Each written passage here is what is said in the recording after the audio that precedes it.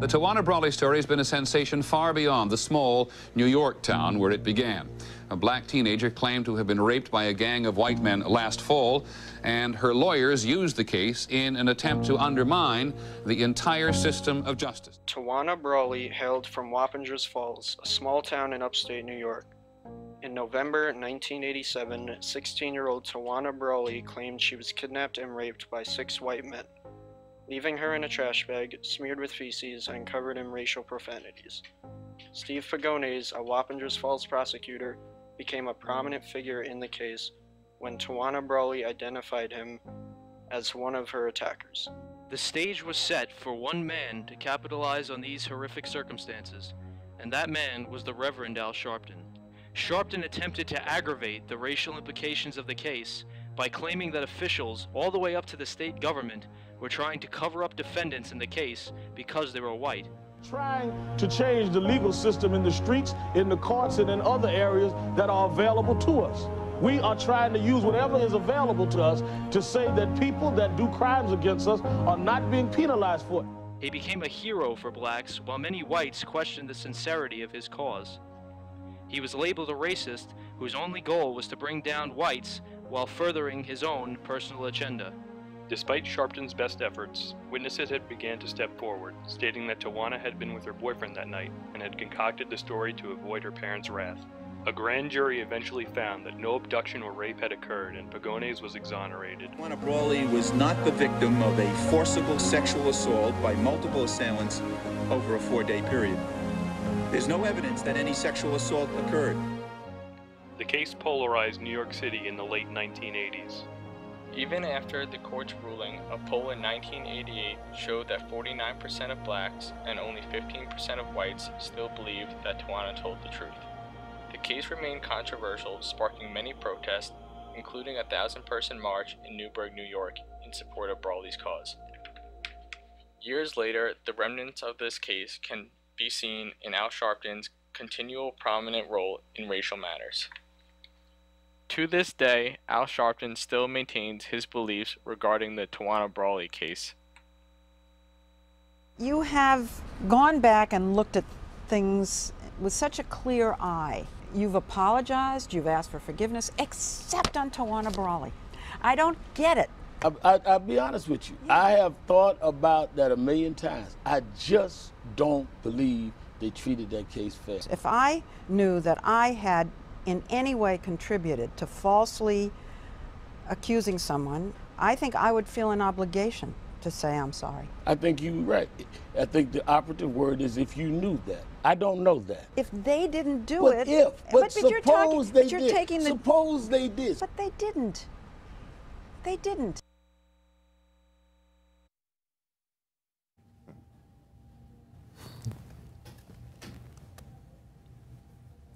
Welcome to the Gilchrist Experience. As you can see, that's some time ago. It started out 1988, I believe, a year after the rape. Now, I'm enraged by the fact that these men were guilty.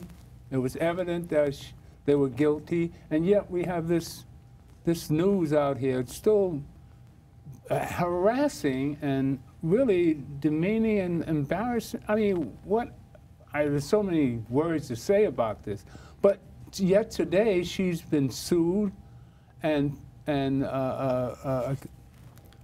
defamation charge of, and she received a charge of what I think Pagones got $461,000 on a defamation claim, and she's paying against her salary is being garnished by the man had raped her. Now, is this an injustice or? After 30 years, we need to put a stop to it. And you two guys were there for the trial, so you know you should be more enraged than anybody. You saw the evidence. You were there at the trial. So that's what the purpose of today's show is. Last week, we showed a little bit of what happened. But this week, we're going to show you the actual doctor who interviewed her, who saw Tawana after she was when she was found. All right, let's play the second piece and we'll come back and talk to everybody. Then you'll see the actual evidence.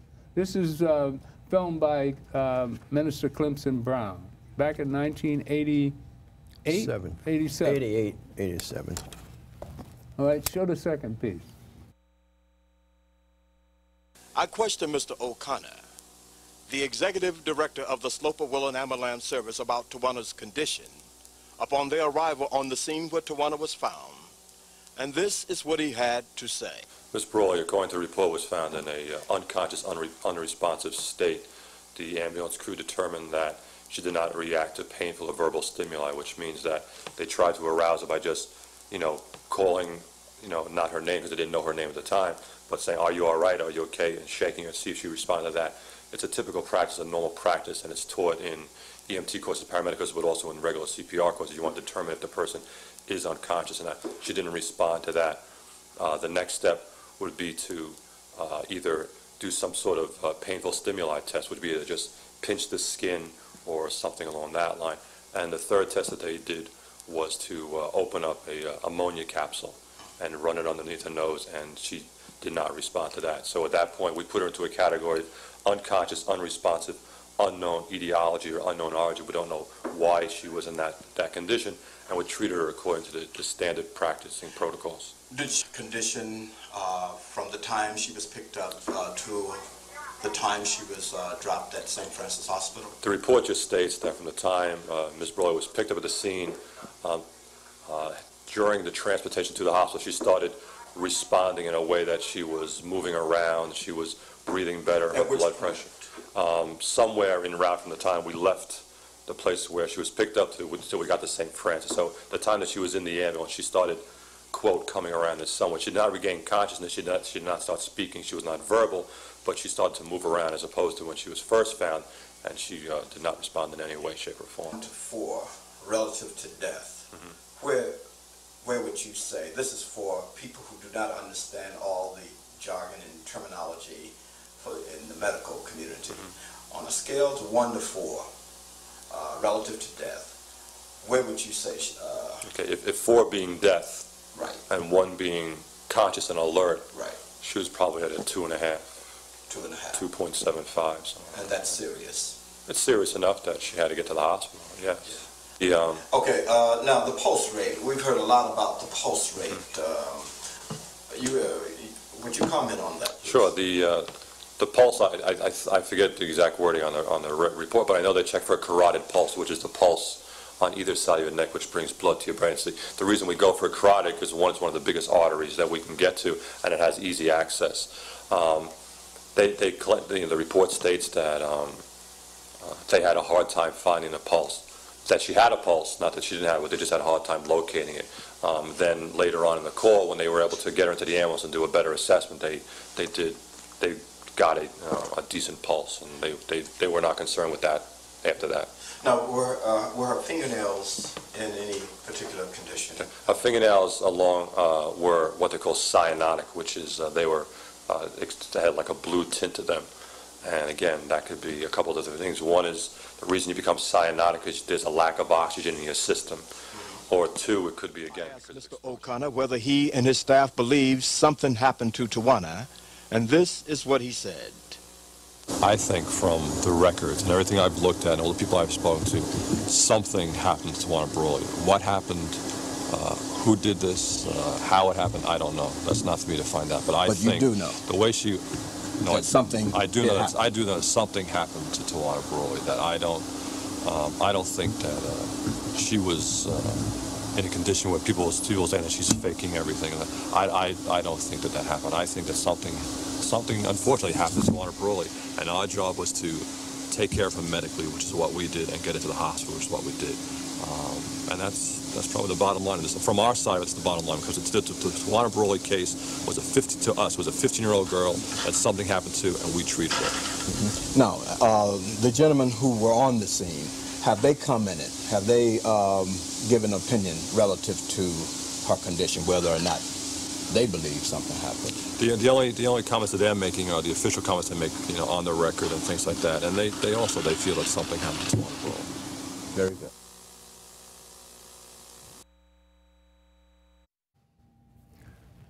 What's so baffling about this case, to me, I know I was a little hysterical in the beginning, because of the injustice of all this and her having to pay this man monies out of her pocket and being garnished, I have such a sympathetic note for any injustice, but this one in particular, because it was 30 years ago and people are still thinking that she lied. I know some of my closest friends said that she lied. How would you lie about something like that? You're found in a plastic bag in a dumpster with feces all over you, matted hair, half dead, as they said, well, 3/4 dead, maybe 3 instead of closer to 3 than 4, than 2. But she was 15 years old, and she wound up identifying Pagonis and the other young man, Chris. And the young man, Chris, died 2 or 3 days afterwards. Right. Now, Graham, you're the detective on the case. I mean, you have everything to say about that. You saw how people were affected by all this. I mean, you were on the scene, and I wasn't Clemson, on the scene. I came I mean, in you were there at the trial. At the trial. Oh, this is 9 years later. Right. This is 9 years later. So for the rape case. No, I'm working cases in New York at the time. in '87. Right. I'm working cases in New York at the time of her rape and sodomization. I'm working. I came in for the trial. Clemson, you were on the scene.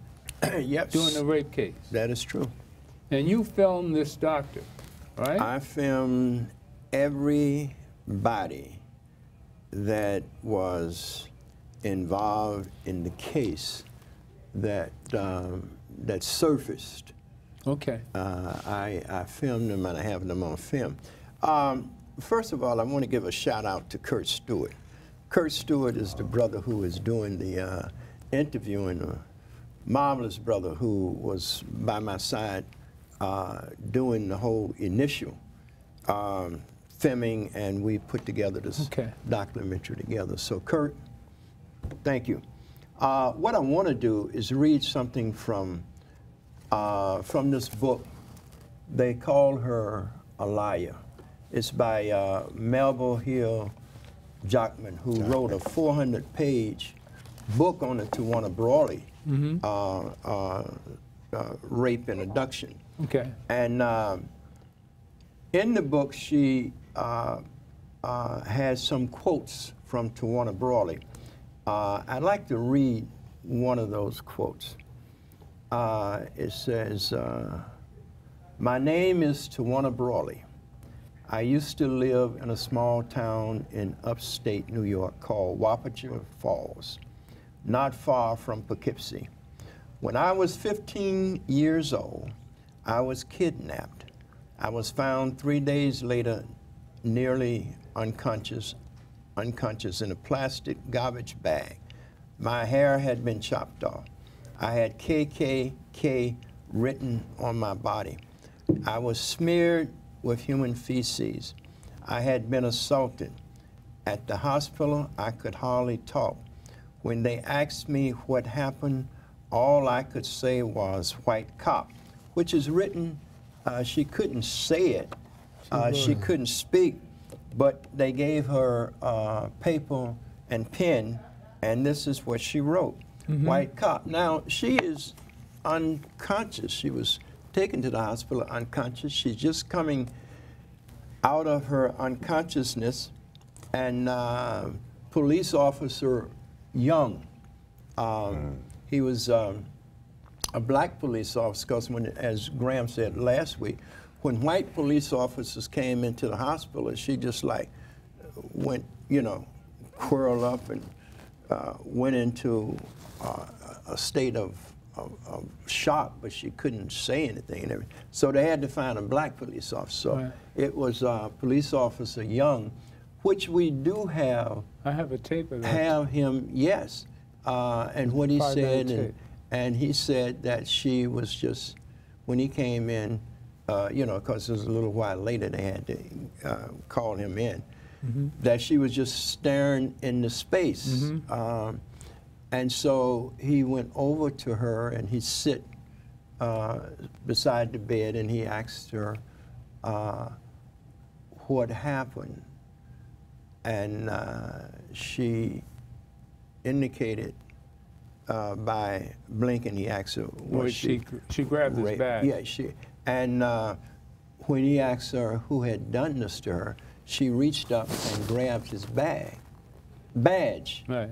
And they got her pencil and paper for her to write on, and coming out of unconsciousness, she writes white cop.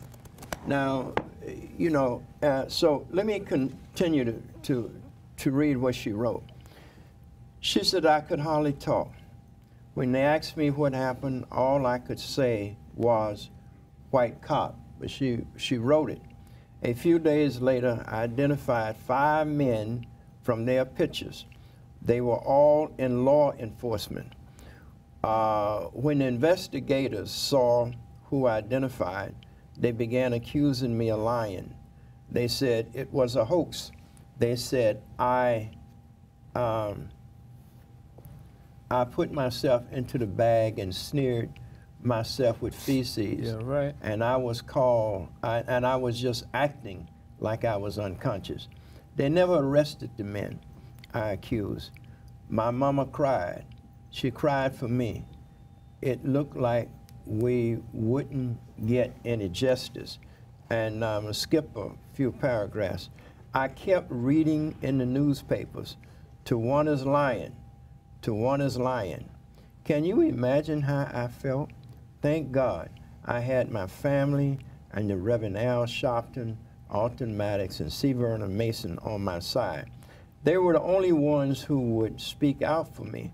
Not only had I been assaulted and abused, but people accused me of being guilty. Finally, my family had to move out of New York State. I never did get any justice. I finished college now. I came back to New York. This was in December 1997, 10 years after she had been raped and abducted, to Bethany Baptist Church, who had an affair for her, to honor her, because it was Reverend Bill Jones, that went out and escorted Tawana Brawley because they were going to arrest her and her mother and her family because they had refused to speak or to cooperate.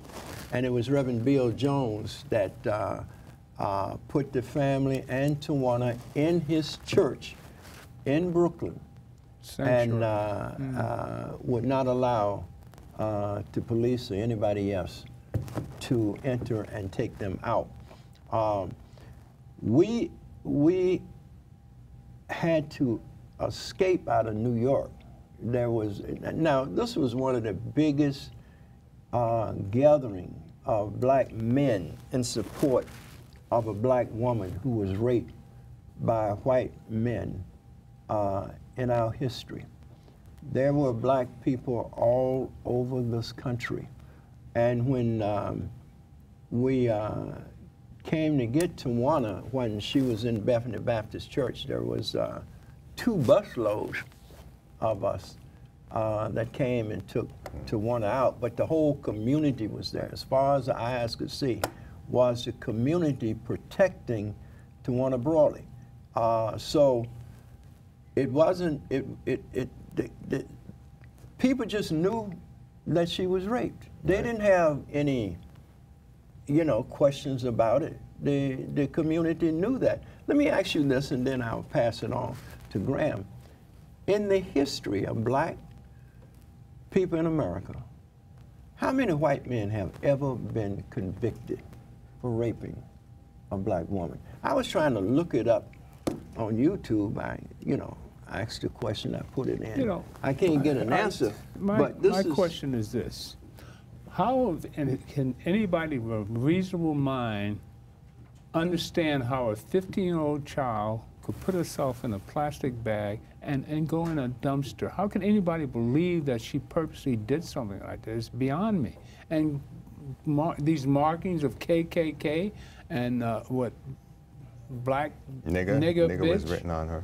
On her chest or back? Where was it written? On her chest. On her chest.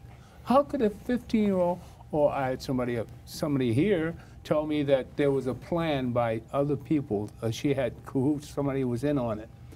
I mean, where did these lies come from? People, sane people actually believe this garbage, that it was a hoax. And why? How is it that people are so shallow that they would believe that a child would do that to herself? You know, we have seen over the years where white women have cried rape, where white women have said that a black man abducted their children and drove the van into the river and drowned their children. We have seen white women make the Scottsboro boys. We have seen white women through history make all kinds of bogus allegations. He whistled at me, Emmett Till. We have seen white women. Central Park case. Central Park, well, no, Central Park was a real rape. She did not pick them out, but the police officers railroaded those boys.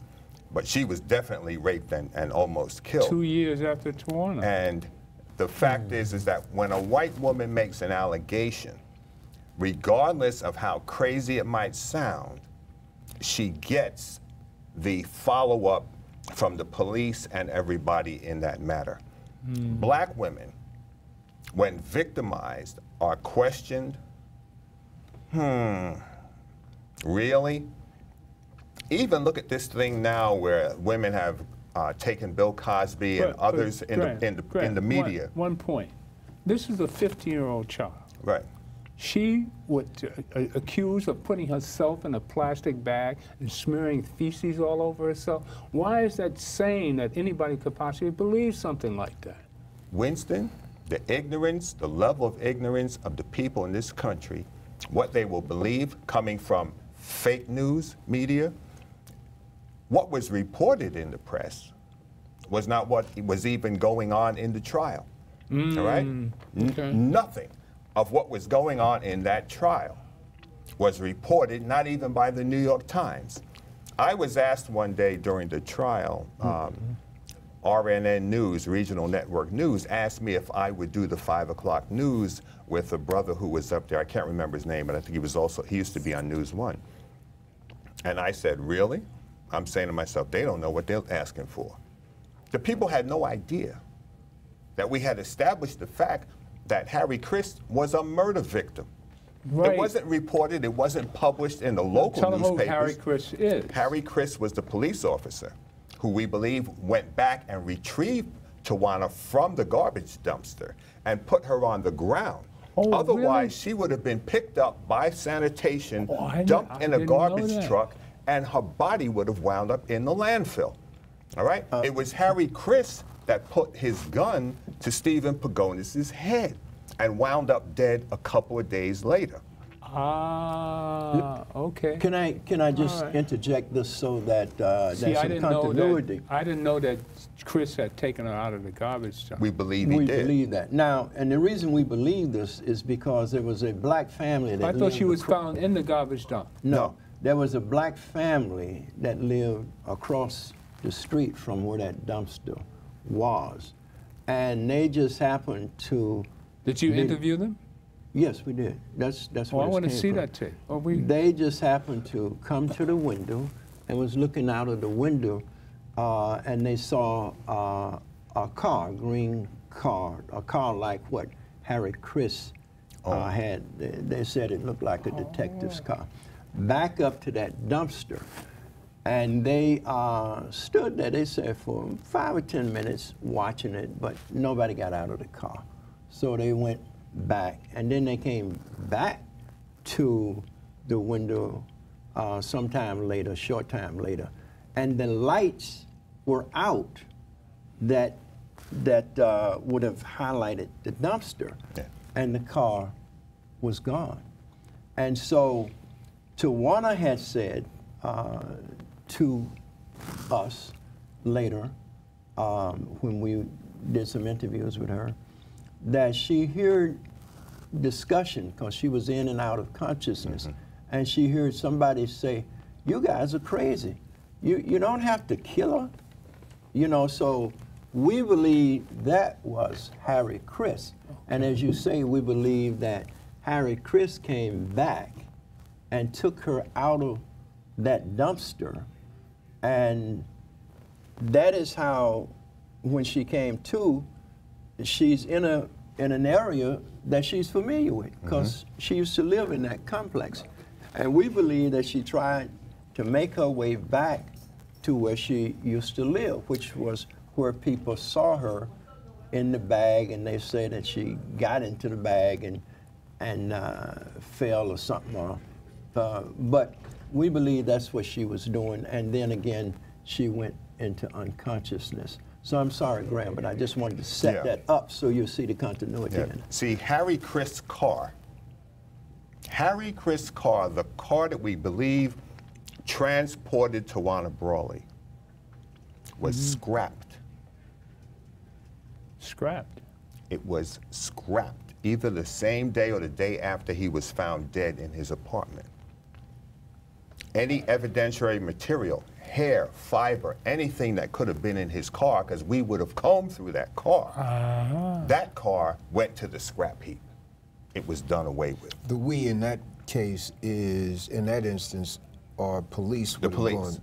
You're down in the city. I'm in the city. Yeah, we I'm police. Police. That would be the thing to look at, because she was, as I'm told, down in the back seat on the floor. So we might have gotten hair fiber or something like that, but there was no desire or intent by the authorities to thoroughly do a case. Right.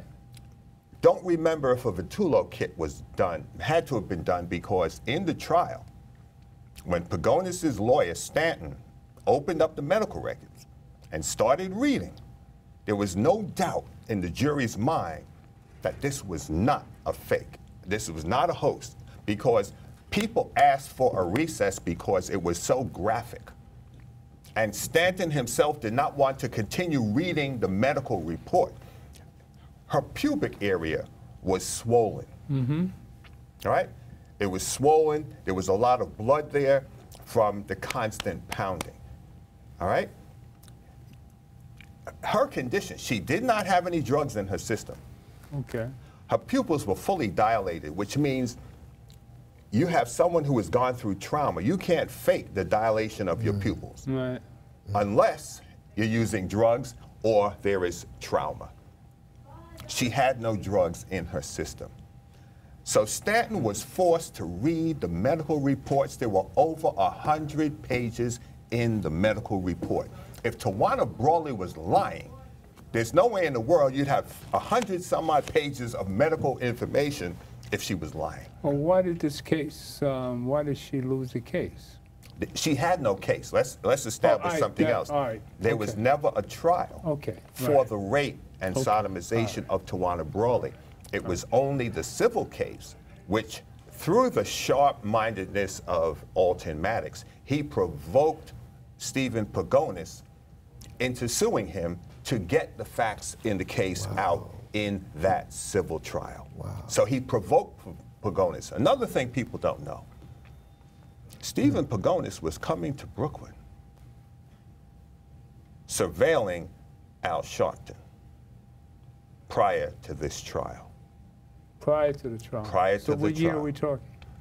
In the mid-90s, or I'm not exactly sure. I spoke with an individual who was traveling with Stephen Pagonis to Brooklyn. Oh, really? He said that Al Sharpton messed his life up. And he had to, he felt he had to do something about it. So he was no longer working in the district attorney's office. His father was a judge. You know, a lot of things transpired, and it basically, Al Sharpton upset his life, when in fact, he's one of the perpetrators of the crime. Justice Judith Hillary stated that Stephen Pagonis was a suspect in the abduction and rape of Tawana Brawley. She is the one who established that fact. Not Reverend Sharpton, not Alton Maddox, nor C. Vernon Mason. Justice and she Judith also identified Hillary. Chris.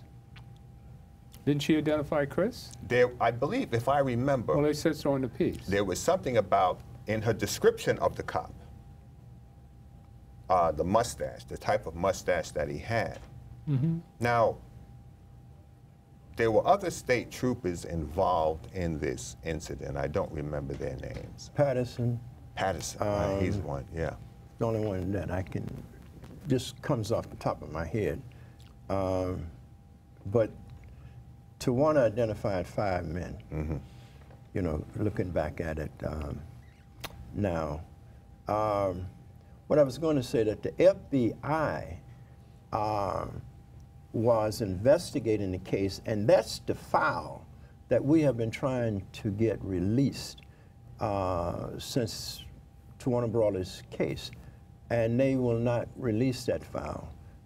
Maddox have tried to get Governor Cuomo, his father, because this goes all the way back. Every governor since Tawana, we've tried to get them to release the FBI files, all the files on Stephen Bagones, but to no avail. Hasn't been done even today. They will not release the files on Stephen Bagones. The judge in the defamation trial, Hickman awarded Stephen Bagones. Now, Bagones sued Maddox, Shopton, Mason for $400 million, I believe. It was a ridiculous. Was Tawana in that suit? No, Tawana wasn't in the suit. But they awarded Stephen Bagones a huge sum. I'm trying to find it in here because it's, this is a 400-page book that was written proving, showing. It was $400 million that they were sued for. The jury only found, and there were, I think, 23 counts that they charged Maddox, Shopton, and Mason. Now, this is what year? This was in 1996 or 7. Somewhere is going back 10 years after the rape. Yeah. Almost 10 years And the jury, out of the 23 charges, the jury only found them guilty of 3. I think they only found Maddox guilty of 1. One on Maddox. One on Maddox, and he froze up. 2 on Shopton. But you got to remember, this was Bagones' hometown. This was where his father was also a judge. He was a prosecutor, and he was the head of the assistant DA of the Republican Party. So this is like coming into your house. They couldn't. The jury like, they really innocent, but we just can't let these niggas just go. Right. So let's just do this. So they found them guilty of. Maddox was guilty of 1 charge, and I think Shopton was guilty of 2. And they awarded him, I think, $65,000, some little bit of money, you know, when you consider $400 million, and they gave it. But to be at that trial lasts for 9 months. It was the longest defamation trial, a civil trial, in the state of New York, and still is. There hasn't been a trial longer. But the newspapers never really covered what was happening in the courtroom, you know.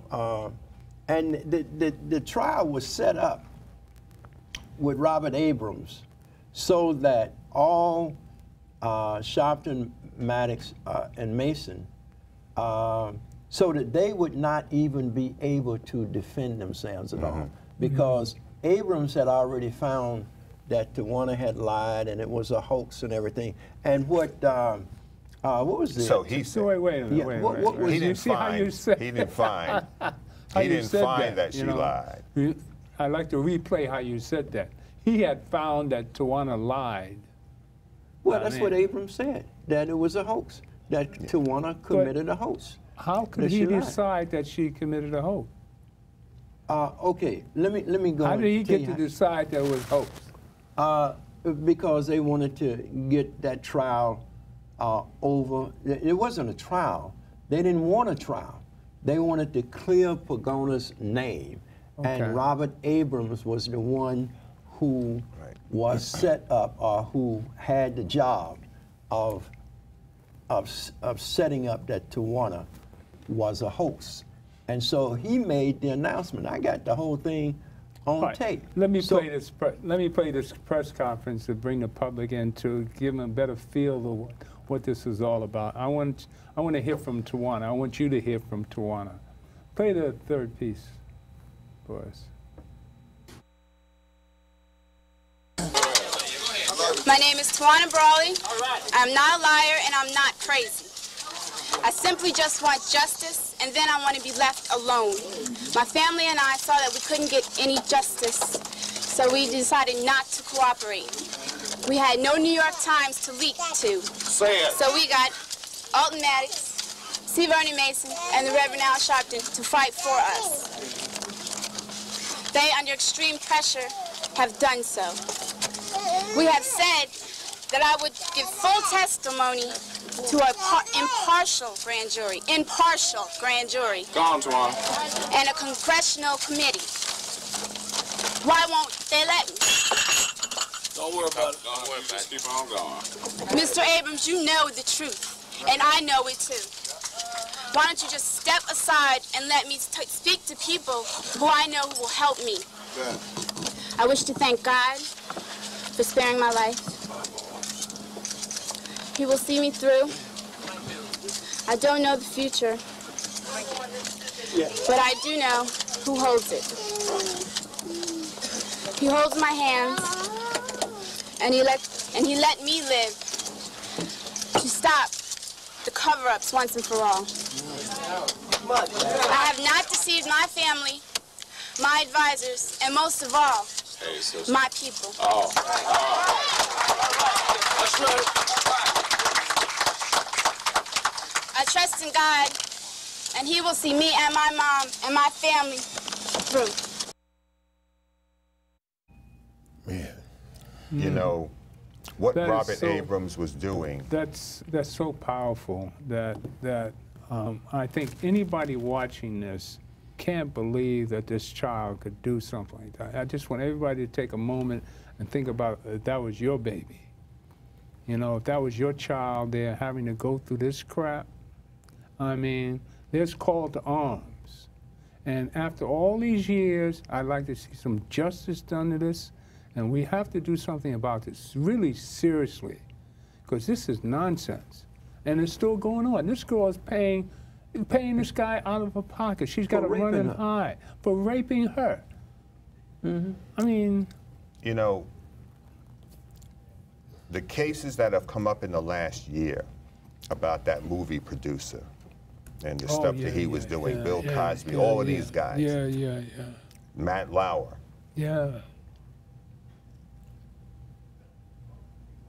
This has been going on for hundreds of years.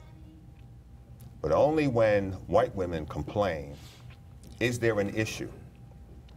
Our children are violated.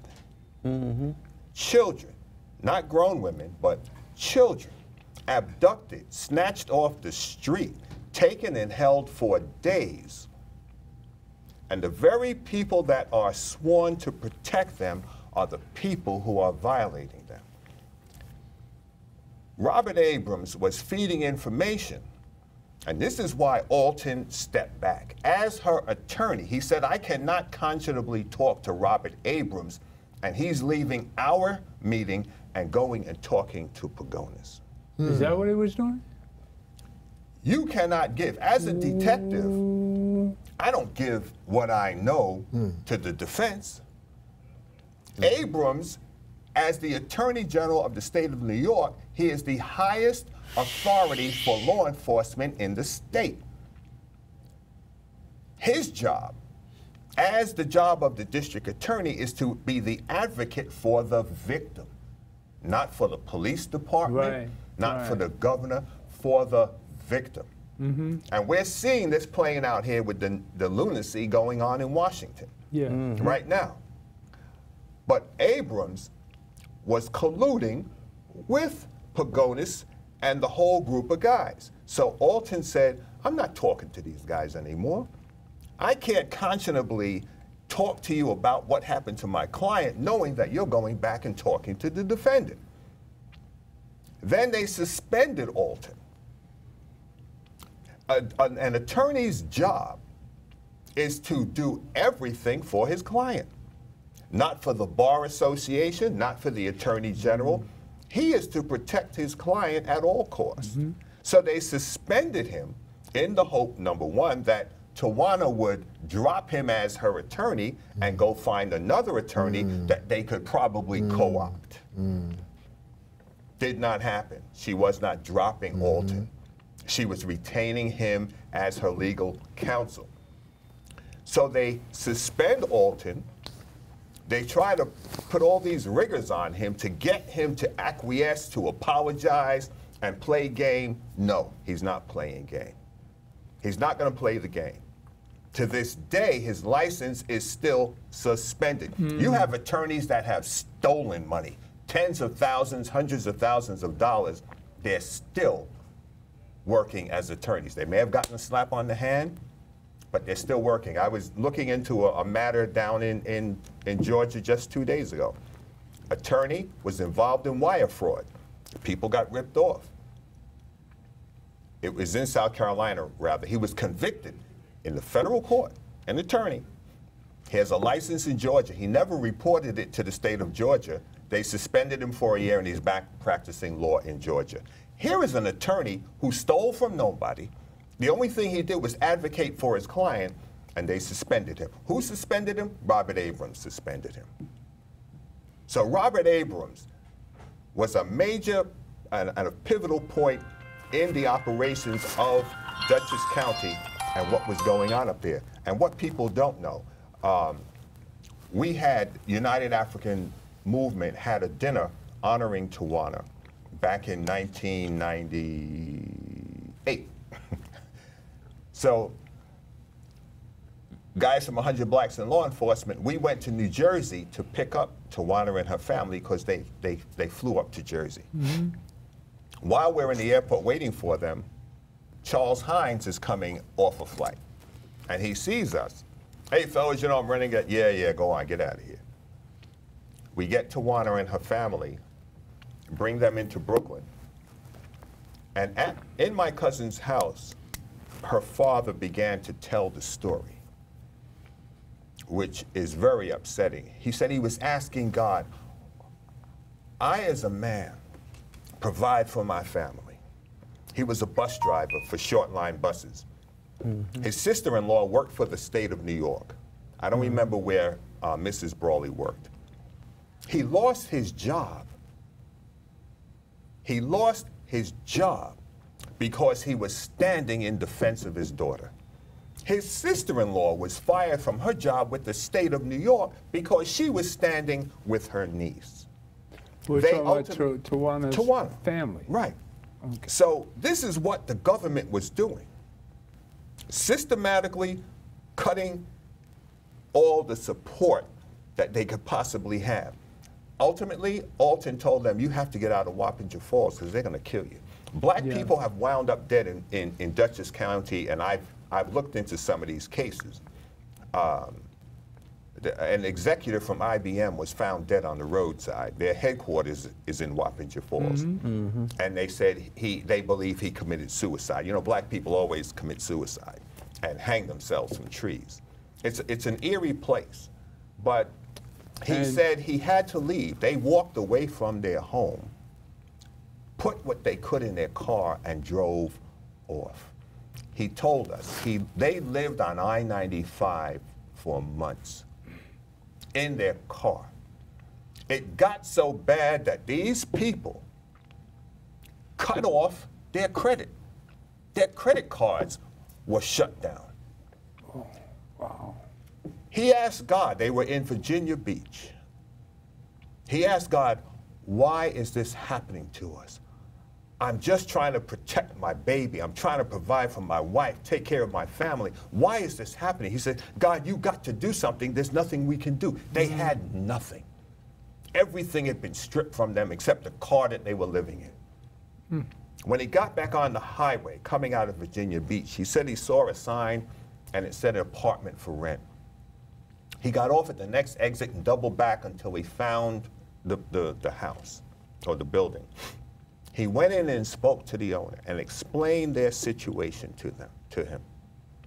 The owner said, "You can have the apartment. When you get back on your feet, get yourself a job, you can pay as you go." He asked God for provision, and he got it right there that day in getting that apartment. But here are people that were honest working people, and the system and the people who are sworn to protect the citizens of the state did everything they could to destroy this family. And this is what people don't understand. People listen, oh, this is a hoax. They have no idea to the degree, the depth of corruption, and what this system will do to protect its own in a given circumstance. We brought them into the UAM dinner. It's a picture. Tawana was receiving an award that night at the UAM. But I will never forget listening to her father and just the despair that he went through as a man. And this is something that black men have had to deal with from slavery. Exactly. You know, where that white man shows up at your cabin door and takes your woman out or your child out to do what they will with them. And you can't do anything. This is no different. That's right. No different. No different. This demonic presence in our society has to be dealt with. Okay. And we have to deal best. with it. Let me say this because I see our time is running down. But I've been a member, I was a member of UAM from its inception. So there was no hero that I could really put out there greater than Alton Maddox. Alton Maddox, his legal mind was one of the sharpest of anybody I've ever known or seen. And I followed Alton everywhere. When we were close, we were close. I mean, we were tight. I would have really took a bullet for him because everybody around him at the time would have done that because we saw how Alton stood in defense and fought for African people. And as a black man, he was unbeatable. He took his sword into the courtroom and he was a master. I have filmed Alton in the courtroom where we were being charged with demonstrations where white groups was in the demonstration with us, but only we were charged with a crime. And we went to war in the courtroom. It's all on film. And they brought in busloads of court officers to try to beat us down. And it is, people probably wouldn't believe that, but that happened in Koch's court. I mean, we have had such a struggle, and at this point in my life, you know, most of the brothers and sisters of that era who was with us have passed on. Even Tawana's father, we were just talking about him. He died a few weeks ago, last month, and so forth. And he was such a beautiful brother. I went down and did interviews with him, hung out with him. I mean, the brother was just an awesomely beautiful brother who gave his life for his daughter. And we don't, you know, we don't really, we don't understand what black men go through. You know, just yesterday, I mean, I pull out of my yard and turn the corner, and boom, the police is there to pull you over. Let me have your license and registration. Well, you don't know if this is your last stand or not, because you don't know what this white officer is going to do. I mean, you know what to do. You know exactly what to do. You know the circumstances. You know how it is. You're polite, and you treat him like he's the enemy, and you don't show any hate, and you smile at him, and you shuffle and dance to make sure you get out of that situation. You treat him like the idiot that you know he is, and you give him his little ego, and you move on your way, and you live past the day. And then we fight it this way. Well, we're gonna fight. I want to show Abrams once before we go off. Just play the Abrams piece. I think it's the next one up. All right? If it's not, we'll cut it. Oh, it's this one. All right. Play that one a little bit. Julie Bragg, Tawana Brawley now lives on the outskirts of Central Virginia, but you may remember her story first made national headlines in the 80s when she lied about a group of men gang raping her. Now she's paying back hundreds of thousands of dollars in a defamation suit. Tracy Sears spoke to the defamed man's attorney, who says he'll drop the suit under one condition. Tracy? That's right. Gary Bolnick says the only thing his client has wanted for 25 years is an apology for Brawley to admit this brutal crime never happened. While that apology never came, a check for $3,000 recently did. A Surrey County judge ruled that the wages be garnished from Brawley's paycheck until she's paid the man she accused of raping her $431,000. My name is Tawana Brawley. It was in 1987 that 15-year-old Tawana Brawley accused a gang of white men of abducting, raping, and covering her with feces. Her story sparked national outrage and gained the support of Reverend Al Sharpton and other civil rights leaders. But in 1988, a grand jury concluded Brawley's story was a hoax. 10 years later, Stephen Pagones, one of the men accused in Brawley's story, won a defamation lawsuit against Brawley and 3 of her advisors, including Sharpton. You know, he was an innocent man who was dragged through the mud, being accused of these horribly heinous acts. Pagones' attorney Gary Bolnick tells CBS 6 that Sharpton and 2 others paid back their debt, totaling more than $350,000. But Brawley disappeared. It wasn't until this past January that she was discovered living right here in Virginia and working at a Richmond nursing home. Well, it's gratifying. You know, it's not, obviously it's not about the money. It's not a lot of money in the total scheme of things. But it's very gratifying that she finally paid something. And hopefully we will get a lot more of it paid.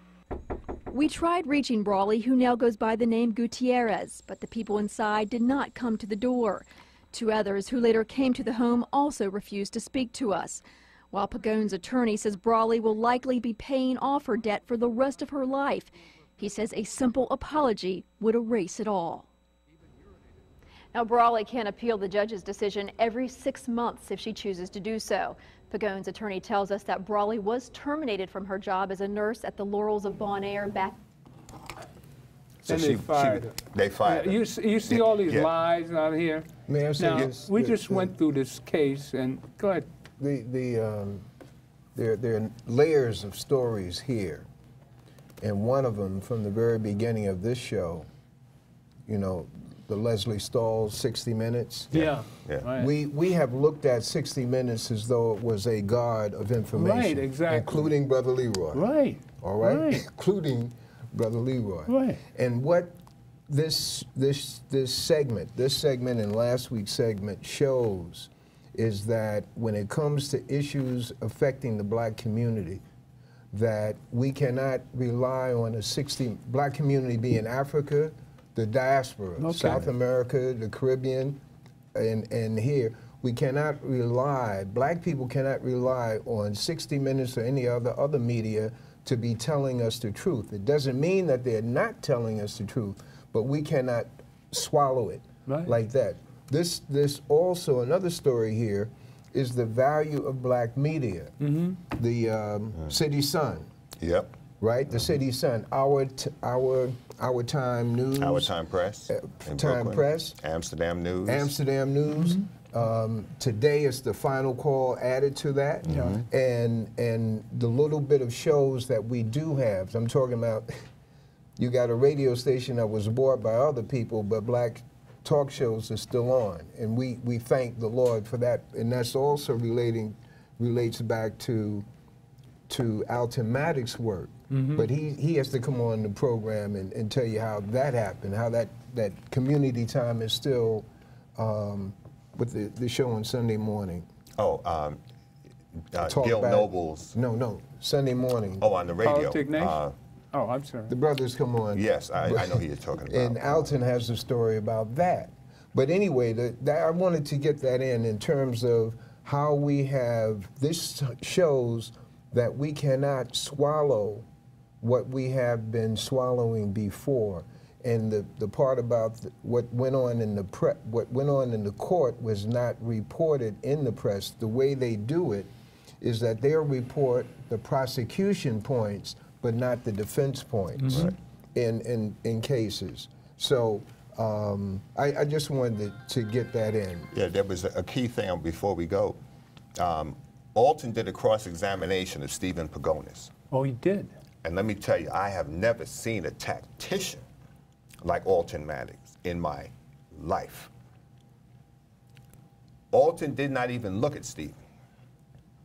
He walked and talked, and Stephen is ranting and raving. He says, you don't have to prove anything to me. You have to prove it to the jury, Mr. Pagonis.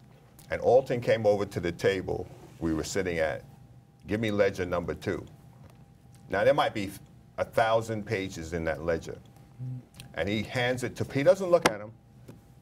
Turn to page 897, paragraph 2, line 3. Because he's saying, I didn't say that, just turn. And he's reading, and he says, oh, he said something I can't repeat on air. And the whole court jumped. He says, I'm sorry, Your Honor. This is Pagonis. I'm sorry, Your Honor. Yes, I did say that. Alton took him up 1st Avenue, over to 9th Avenue, down to Battery Park, to New Jersey, in the questioning. He took him in all these different directions, tying him in knots to prove that he was a liar. When John White had his case in Suffolk County, John White's attorney did a move like Alton did in that courtroom. He had the guy crying on the stand, had a witness crying on the stand. I said, I haven't seen that kind of maneuvering since Alton did the case in Poughkeepsie. He said, Alton was one of my law professors. We need people. Go ahead. We need master tacticians. Young people need to understand you need to be in school, getting an education. You don't need to be playing football, basketball. You need to get a book. And with that, we have to say goodbye to Loose Manhattan for maybe another minute. The God in me loves the God in you. And stay tuned for more information and more. Hey, peace go to those who, hey, keep the faith. God bless. Power to the people. Go ahead, guys. There's a documentary being done on this case. Oh, really? Did you get your call? You're going to get it. Okay. It's a documentary being done. Leroy? Well, you got 45 seconds. The, not related to this case, but showing the value of black media is the case of the young lady in Brooklyn, Brandy Odom, whose body was found dismembered, chopped up, and the family was saying that they weren't getting the kind of coverage that occurs in the white communities, and the Nation of Islam put it on the front page of the Final Call last week, and this is my assessment. All of a sudden, the news is beginning to cover that case. Power to the people. God bless. We shall return. Peace. Thank you.